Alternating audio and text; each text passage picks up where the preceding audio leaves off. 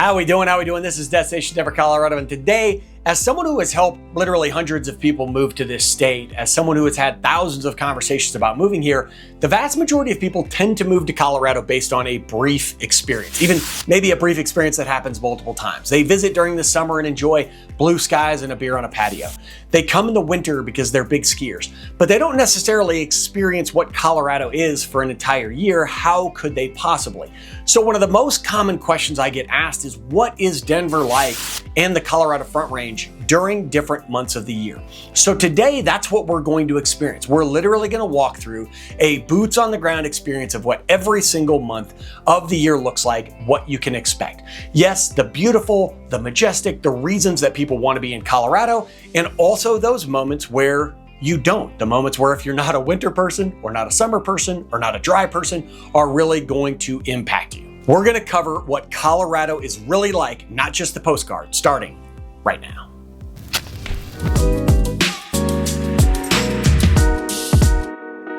All right, this is Destination Denver, Colorado. I'm Russ. You may ever listen. There are two things we do here. One, we talk all things eating, living, breathing, experiencing the Denver Metro and Colorado Front Range. And as a mortgage lender covering the entire state of Colorado, I'm helping people like you move here each and every day. So if I can ever be of assistance, my number and email is on the screen. Please never hesitate to reach out. All right, now that we've covered that, let's get to what we're here for, and that is experiencing what it's like truly living in Colorado for a full year. All right, so as quickly as I can make this disclaimer, there is one thing that we really need to consider as we dive into this video. Obviously, we're gonna go back in time. It's May as of the making of this video. I'm gonna start in January. But Colorado and the Colorado Front Range is also coming off of one of its warmest winters in history. We're talking decades upon decades. When we talk about snowfall, in which we got very, very little, just boots on the ground. I had to shovel my driveway 3, maybe 4 times this year. One time my wife had to do it while I was out of town. Don't let her know that I laughed about that, because I kind of did. But we're talking about a winter where the mountains, ski resorts were drastically impacted. Our snowpack, what ends up melting and running down in our rivers into the city, really is impacting us. So as of May, as we're making this video, we're in this severe water drought because of it. We don't know what wildfires and what that's going to look like going through this summer.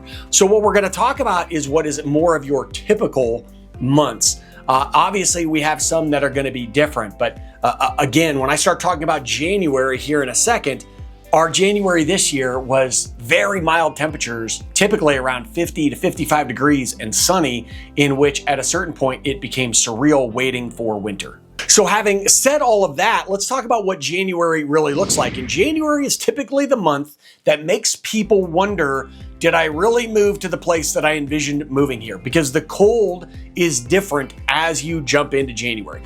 We'll kind of go reverse order here. November, December, as we get into those late fall and early winter days. Yes, I know winter starts on December 22nd, so please forgive me for that. But when we talk about getting into winter, November and December tend to get a little chilly, but they kind of fool you into thinking that you're almost through winter. And then January comes and it slaps you in the face. Colorado's relative humidity in January, it drops, and it drops into the teens. What that means for you is a lot of dry skin, a lot of cracking skin, a lot of cracking lips. That's what I always get in the hands. And our cold that typically will sit in the teens, if not single digits here and there. January is also that first month that really tends to give us heavy snowfall. Again, in a normal year, we might see some snow in late October, November, and then certainly in December. You always want that powdery holiday season. Doesn't always happen, but January is where it usually comes. Every new resident that moves to Colorado ends up buying a humidifier that first year. They always put it in their budget. They always feel that cracking. Skiing in January is exactly what you moved here for. Like if you're skiers, that's when the mountains have clear mornings. That's when it's beautiful, and there should be, again, under normal circumstances, plenty of powder. You're getting up to the mountains. Our winter folks, they're all about January. They're all about this time of year because they know this is when snow is really coming. And for the people that aren't enjoying cold and don't really like it, January is that first tough month that they have to grit through. And I will say that Denver cold, if you've experienced Midwest, if you've experienced near the ocean cold, like Northeast cold, I do not think Colorado comes anywhere close to that, maybe in the mountains. But when you're in Denver, I think it's going to be lightweight. And again, you get a lot of that sunshine. So that January weather in Colorado hits a lot different because of the fact that you're still consistently seeing the sun. And then February comes. Now, February, still winter. We're still getting into, plenty of snow. February actually tends to be one of our snowier months overall. The nice thing about February is that your days start to get a little longer. So yes, you are deep in the winter time. You're deep in the cold. You're certainly, again, under normal circumstances, going to see plenty of snow. But this is also a month where at least by the beginning of February to the end of February, you gain a little more than an hour of sunshine. And in a state where we talk so much about sunshine, that's a pretty big deal. Now, I mean, not to again, drill this home, but when we talk about these winters, it's just not a Midwest or a Northeast winter. They're not relentlessly gray. Again, you'll have snow, you'll have, February nights where it drops 12 inches overnight, but by 2 p.m. the next day, the sun is out, it's shining. You're going to hear a lot of people tell you about buying a home or having a home with a south-facing driveway. That means it's facing the sun for the most of the day. For people who have that, again, when it actually snows here, most of it melts before you even get home. So February tends to bring more snow, tends to be a month, again, much like January, that our snowbirds love. They're getting up to the mountains, they're really enjoying it. And the rest of us are just kind of gritting through it and enjoying the fact that we get a little more sun each day. Now, one of the things that locals will also notice about February is it's also the month where you get these winds. The wind starts to really pick up. So it seems pretty mild until you get caught in a winter windstorm, and that genuinely sucks. Be prepared for it. Now, if I tell you that in January and February you get some snow and then you get into March, you might start to think, well, March, we're getting pretty close to spring, should start to warm up. Well, March historically has been Denver's snowiest month. And it's just a mix where you're starting to get more of that, the moisture clouds coming in. It's still pretty chilly. And so March is the month that, again, I'm going to keep saying, normally just pounds us with snow. And it's not just the snow, it's the heavy snow. It's the stuff that when you get out there with your shovel and you get a couple lanes, dug out, it really starts to impact your back. So March can suck from a snow shoveling standpoint. Now, average snowfall is around 11 inches. That's more than December, it's more than January, it's more than February. Again, it is the snowiest week of the year. And it tends to be towards the end of March. Again, as we're getting closer and closer to spring, where, this year it was rain, but under normal years, it is still cold enough and it is still snow. This is also the time of year where you get a ton of false spring, and it's pretty relentless, where it gets sunny, it's sunny for multiple days, you're really enjoying it, you're getting outside, and then it's like, haha, not too soon, and it starts pounding you with snow. Or again, if it's warmer, maybe you get a lot of rain, but a lot of sneakiness around this time of year. This is something that really starts in March and bleeds into April, where it feels like, okay, winter's over. We can start putting out patio furniture and really enjoying the outdoors. And then Colorado's like, keep your jacket on you. I'm not done with you yet.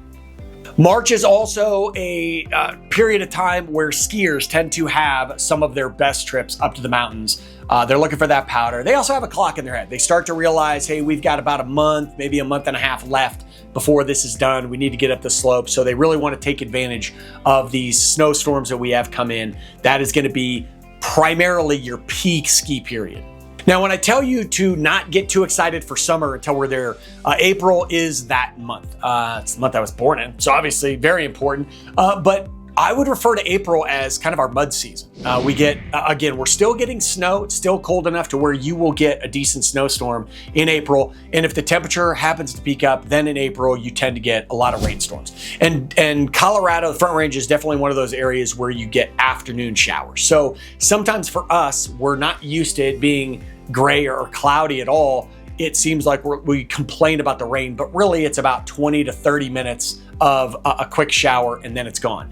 Now, because of that, and because April is also the season in which you start to get some of the snow up in the mountains melting, again, that's why we refer to it as the mud season, because you have all this snowpack melting. You have trails that are above 9,000 feet, especially, that are just, they're muddy. I mean, it's not going to be a dry, clean trail. Still great for hiking. It's still a great opportunity. The weather starts to warm up enough to want to get out there and explore. Just don't expect it to be, again, as dry and as pretty as it might be.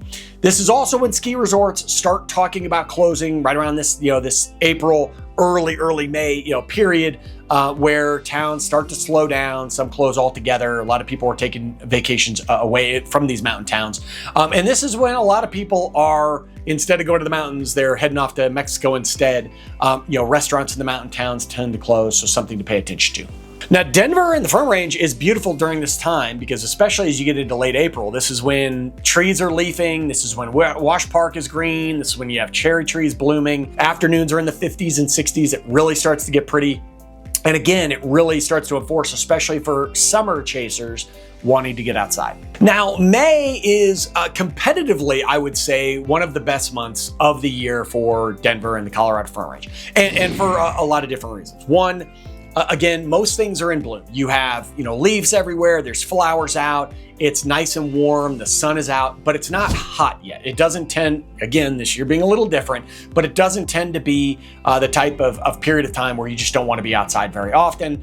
It's really, really enjoyable. Now, negative to May, and you'll hear a lot about this, is that there's still just a touch of cold. And because of that, we get hailstorms. And hailstorms can be pretty significant in Colorado. It's really our only, and I have a tough time calling it a natural disaster. People don't tend to die from hailstorms. They tend to have property damage from hailstorms. So I put that in perspective here. But May tends to be the season for that. But May is that first extended experience of getting outside, really enjoying it, not really worrying about the next day being cold. Having said that, Colorado can be weird. We had one this year in which everything bloomed. They bloomed pretty early. Our trees had leaves on them. Everything's going well. And then we got a quick snowstorm. Heavy snow landed on the trees, broke a ton of branches, which again sucks, but there's worse things in the world. And that's just a Colorado element where, it's spring, we're ready for summer. And then, by the way, that one last snowstorm that can cause some damage. But outside of that, May is really prepping us for the warm months. Now getting into June, and June is that first full month where Colorado starts to deliver on why a ton of people make the decision to move to the state. This is when your 14ers are open. That's where above 12,000 feet, the snowpack is manageable for experienced hikers. The wildflowers are all over the place. Arid elevation is cool. Early June mornings on a 14er summit isn't bad. And listen, I'm not a huge 14er fan, but I know a lot of people come out for them. But days up in the mountains and enjoying getting up to places like Evergreen and Aspen and Vail. Really nice, really pleasant, great mountain biking weather, especially early morning trails. The 3 p.m. thunderstorm is still kind of that governing fact. It's still going to occur. Again, when we're getting enough moisture, that's still going to occur repeatedly through June. We, again, always tend to complain about the rain. I'm as guilty as anyone, but it's quick, it's out of the way. Below really the tree line, when you start talking about towns, June is extraordinary. I mean, the Cherry Creek Trail, the South Platte Corridor, Front Range Parks, all of them are lush in ways. Denver and the Colorado Front Range, it's green. It gets a lush green early in spring and early in summer. And then because Denver's, again, very dry, extremely dry this year. We don't get a lot of rainfall as it goes. Denver turns into a more of a greenish, yellowish color, but it's really lush early on. And again, this is the peak, period for sunshine where it's not getting dark until 8:30. People are out and about. They're at parks. They're playing volleyball. They're really enjoying it. Again, I say June, getting into July is peak summer. Just like anywhere, but Denver really thrives during this period of time. And little fun caveat, typically by June, we know that the Colorado Rockies baseball team sucks, but they just haven't sucked to the emphasis yet. Then you have July, and listen, we can fly through it. July is peak summer experience. Yes, it's 90-degree days, but you can basically go anywhere. You can get anywhere up in the mountains. There's no limitation to where you are enjoying and really what time of day. You can be up in a town like Evergreen. You can be up in the mountains and enjoy evenings where you're not, freezing your butt off, because mountains can get chilly, really anytime throughout the year. The city is alive. There's people at parks. You're going to Wash Park. You're going to Platte. You're going to Pearl Street. You're going to all these areas. The farmers markets are out and alive. It's just a great period of time. Now, again, this is also when, July and August, when Colorado and Denver really get hot by our standards. This is when we're in the 90s. It's that dry heat. Now, this is also, again, when fire risk is at its worst. And that's not just like wildfires in Colorado necessarily, which we deal with.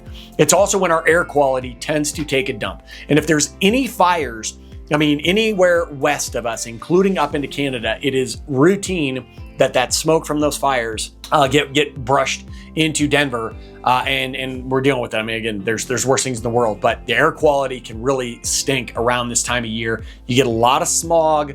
There's days where, you're looking at the mountains or you're looking at downtown Denver and there's just this fog. So be prepared for that.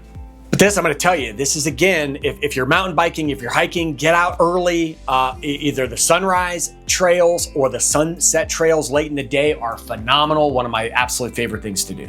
Now, August is big for wildflowers, some getting out in nature. Again, you're enjoying some of the warmer weather. Indian paintbrush, columbines, blue flax, purple esters. These are peak in August, like right above that tree line there. The ruined bells near Aspen are the most iconic. People will travel up there to see them all the time. Now, again, just like anywhere else, your evenings are starting to get a little shorter. You're starting to realize it doesn't tend to cool down that much in August. It's not like you're here and you start to notice, it's not as hot as it is in July. August is still hot. One thing I will say as we start to get further through, and that's why people love September and October, is your evenings start to get cooler. You start to get in the shade a little faster. The sun is hitting you at a slightly different angle, really helps in that way. But August, kind of similar, I would say September and May being our best, but August really starts to give you some of that more moderate temperature changes that you can enjoy the outdoors with. And this is also, again, I would say the same as anywhere, but this is also, you have to think about when school starts to get back in. So patios, a lot of people doing the different rushes.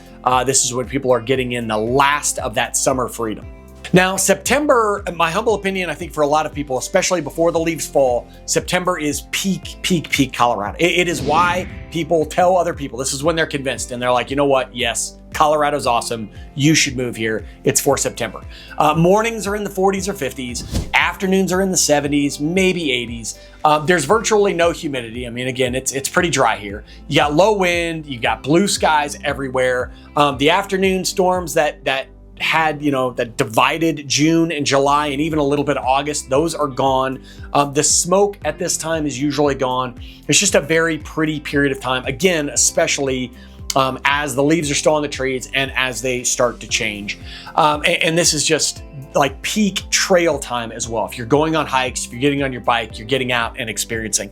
Aspen colors start to turn in September at the higher elevations. This is really a time where people are getting out and they're checking out leaves. I know because my wife wants to do it every single year. And yes, it's pretty once I get there. So we really enjoy that. And then obviously you have, different things happening in the town. This is football season and the Denver Broncos are pretty much the life of this city, especially now that they are back to being good. Don't talk smack, I'll block you. No, I'm kidding. So football season starts. You have energy around in Power Field where they play. A lot of different things happening there. Your farm stands, your farmers markets start to trickle down. September, early October is usually when those start to close down for good. So September is really the time where you're just out and about and experiencing it all. Now, October is one of those confusing months for Colorado, if you will, because typically by October, leaves are off the trees. We're starting to get a little blah. The weather doesn't know what it's doing. We still have some warm days. It can still feel pretty summer-ish, if I'm being honest with you. But, again, there's no leaves on the trees, so you're not necessarily outside as much, not getting as much shade. The aspen groves, their peak color produced, is already gone. Temperatures, again, you have that 45-degree-ish morning, so it's not cold. Your afternoons can still be in the 70s. It's usually cloudless. The trails are still pretty dry. There's not a lot of weather elements yet. It's just not as pretty as September was. And again, especially for people, some people are getting excited for winter now. They're thinking about skiing. For people who aren't winter chasers or people who don't enjoy winter as much, it's just kind of now we're getting into winter. And we're also running out of daylight because this is a time where daylight savings is going to come into effect. We know that's coming. So October is really that transition mentally month to, okay, it's winter time. Let's get geared up for it. I would also mention that October historically, like right around Halloween, is usually when we would see our first snow. That was kind of the memory I had as a child, and tended to get pretty chilly. That has not been the case the last several years. October has been pretty mild. Even getting into November, it's not unusual as we shift into November to have not seen snow yet. And November is the month when Colorado really reveals what Colorado is for you. Because again, as I mentioned, there are people who they love summer. They love being outdoors. They love hiking, trails, things of that nature. Or maybe they're city people. They like going to the park. And then you have your snow folks, your people that cannot wait for it to start pouring snow so they can get up to the mountains, whether they're, skiers, snowboarders, or whether they just like snow for some other reason. So that's when it starts to differentiate us. For skiers, the season begins in mid-November typically, especially at your high elevation resorts like Keystone, Arapahoe Basin. They're typically first. You got Breckenridge, Vail, Copper Mountain. They follow. And obviously for the experienced folks, your early season conditions are not what you moved to Colorado for, but it's a fix. It's enough. You get up to the mountains. You say, okay, I skied. Might have been on dirt, but it was pretty cool.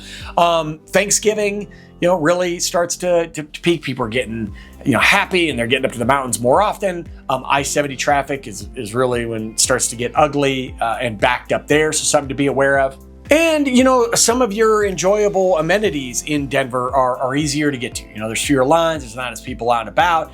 If there is a warm, sunny day, which still tends to happen throughout, Thanksgiving, throughout November and December, you're still able to get out to these places, maybe even enjoy some patios when available. So a good month. You're kind of over that hump of November of like pure just being bummed out. However, you also are dealing with, as they do across the nation, the fact that it's getting dark at 4:30. It's just a different element. And then we wrap up with December. And listen, I think December is a fun month, regardless of where you live. It tends to be a place where things get lit up for different holiday purposes. And I guess I'm a Christmas person. Really enjoy it. Really enjoy when the lights come out, and it's a time where you almost forget that it's cold. You like a little snow. People are really enjoying the ski resorts. They're typically in full go. People are getting excited for the new year. It's really a great time when the mountains and city evolve. You go to these mountain towns and it's majestic and it's lit up. And then you come to these, downtown areas in Denver, Littleton and Arvada and Parker, and they're lit up and festive for, a variety of different reasons. Just an enjoyable time to be out here. And again, it's cold, but it's not frigid cold. December cold tends to drop into the 30s, maybe the 20s at night, but you're not completely bundled up. You're not a Christmas Story wrapped up, I can't put my arms down style. It's still pretty decent out. Suburban holiday light culture is specific, and it's enthusiastic, and people are, decking out their houses. And I think it's just one of those periods of time where you feel like you're in winter. You think you're in winter, and yes, I know December 22nd is when winter starts, but you feel like it's cold, but it's still enjoyable. And then, you really enjoy the holidays, and then here we are to January. So under normal circumstances, again, this is a pretty fun experience. It's something that people really enjoy. Are there months that are going to knock some people out for the count? Yes, especially if you are not a winter person. We're going to have some months of winter. It's going to get pretty chilly. But I think overall, Colorado, even if you're not a real outdoorsy or cold weather person, Denver and the Colorado Front Range, they're going to give you about 9 months of the year that you genuinely want to be outside. And then the majority of maybe 3 where you're probably going to bundle up and you're just going to kind of go from your car to wherever you're going and back and forth. For people who enjoy winter, and for people who, you don't even have to like skiing. Maybe you like snow sledding or snowshoeing or just going out for a run in the snow. Who knows? Year round, Colorado's going to get you. So that is a year in the Colorado Front Range. Under normal circumstances, again, this past year, no snow, certainly to some extent alarming. We've had droughts in the past. I'm sure we will have more in the future. Let's see what the future holds for that. In the meantime, it is a beautiful sunny day here. I plan to get out and experience some of it. And if you're on your way out here, it is shaping up to be a great summer. And if I can ever be a resource in any way, please do not hesitate to reach out. My number and email on the screen. In the meantime, this is Destination Denver, Colorado. I'm your host, Jimmy Everett. That was experiencing a full year in Colorado. Till I see you next time. Peace.